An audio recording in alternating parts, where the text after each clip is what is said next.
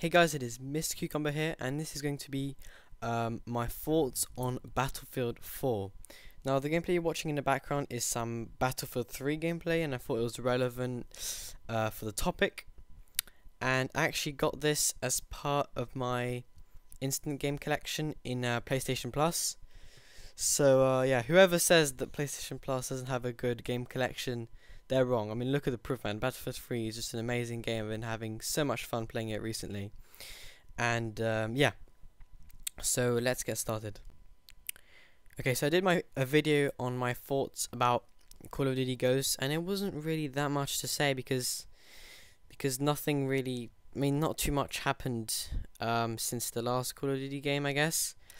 But I do have a lot of good things to say about Battlefield 4, not necessarily because it's much more of a better game than Call of Duty, but we've been playing Call of Duty for ages now. It's not much changes every year, and Battlefield 4 is not necessarily better, but it's refreshing, and I love trying different things, and I've been having so much fun about it.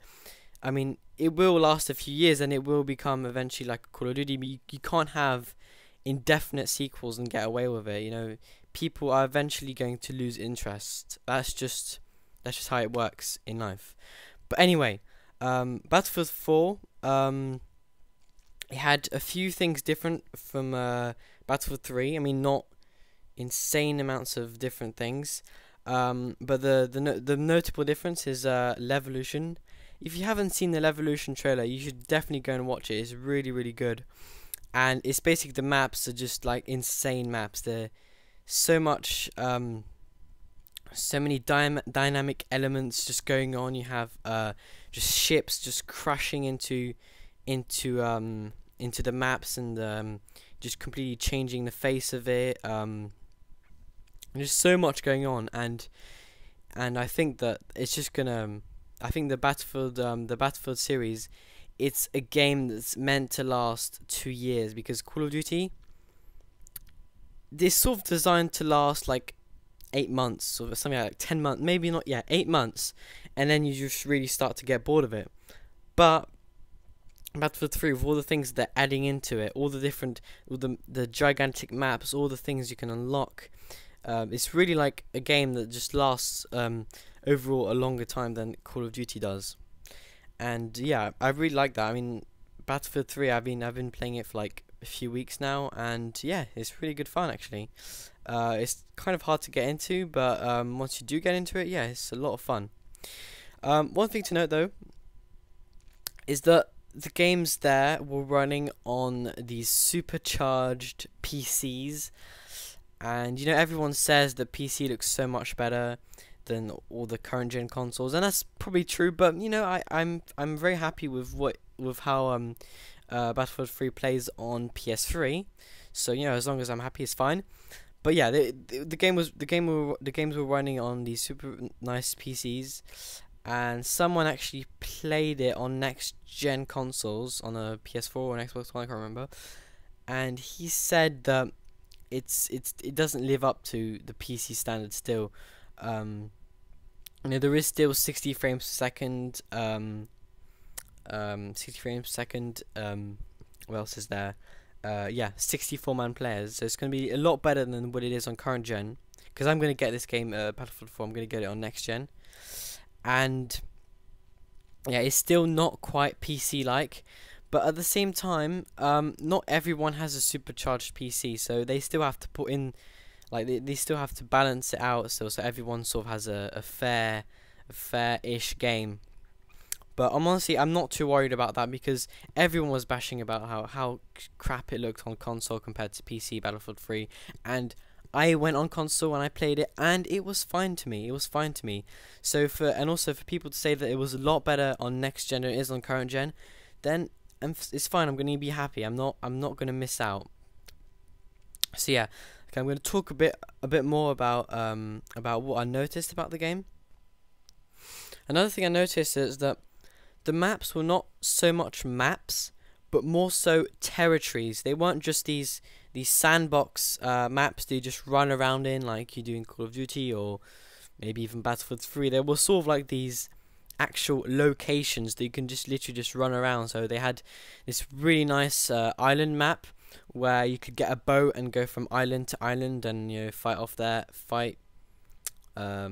people there. And it was like, and also it's a lot better to have it on next gen, because, you know, if you don't have all these 64-man servers like you don't on current gen, then, you know, maybe going from island to island, it'll be a bit like a ghost town. You know, there won't be many players. But with 64-man servers, it should be really, really fun, like getting a boat and traveling to another island and just fighting things off there and crashing ships into the maps.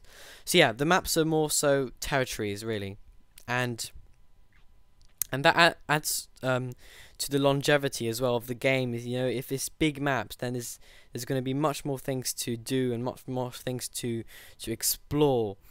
And yeah, I can't wait to play this game for the 2 years. I'm actually not going to get Call of Duty Ghosts at launch. I'm actually going to get this game probably, and I'll probably get Call of Duty Ghosts for Christmas or something. So yeah. Another thing that really increases the longevity of the game is that actions that you trigger can change the way the map plays, looks and feels. For example, you can just flood a whole city by sort of breaking a dam, and that will literally just change the way that everyone plays it.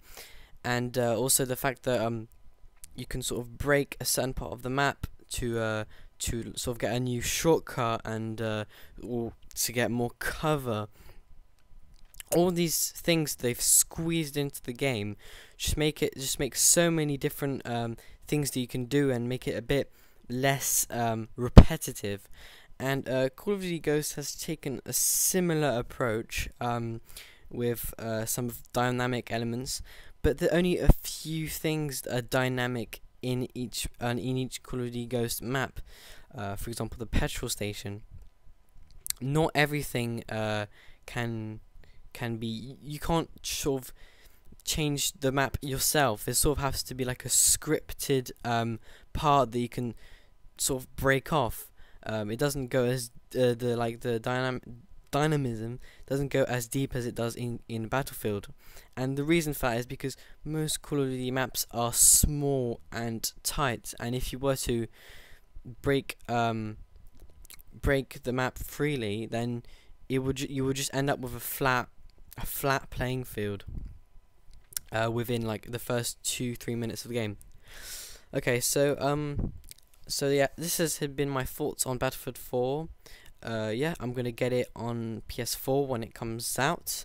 It's gonna be like my launch title, so yeah, maybe like November 29th or November 30th I'll have some gameplay of that up on my channel, so I can tell you how it feels on next gen compared to how it feels on current gen and all things like that. Okay, so thanks for watching, and I will see you in my next video. Goodbye. Thanks for watching.